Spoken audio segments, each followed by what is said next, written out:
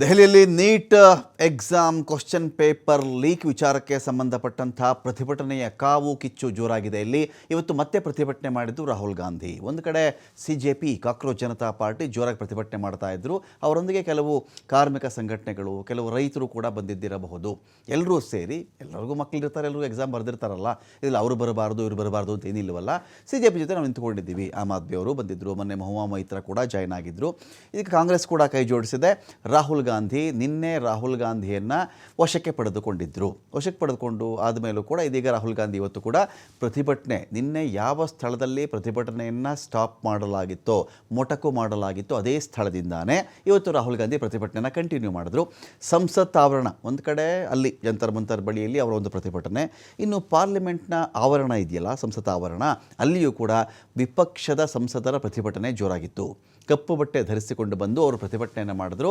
ಅಮಿತ್ ಶಾ, ಧರ್ಮೇಂದ್ರ ಪ್ರಧಾನ್ ರಾಜೀನಾಮೆಗೆ ಅವರು ಒತ್ತಾಯಿಸಿದ್ದಾರೆ.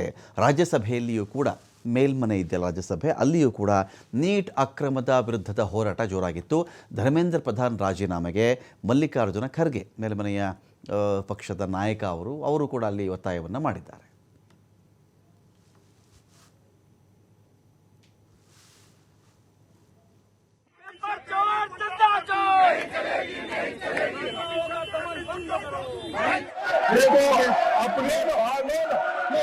अपने विद्यार्थी की ओर से और नीट एग्जामिनेशन के बारे में और रूल्स 267 के तहत यहाँ पर बहस करना चाहते हैं, उसके लिए अगर फेयर डिस्कशन होना है तो शिक्षा मंत्री पहले राजीनामा देना चाहिए। धन्यवाद। जब वो राजीनामा नहीं देंगे, निष्पक्षपात चर्चा यहाँ नहीं होगी।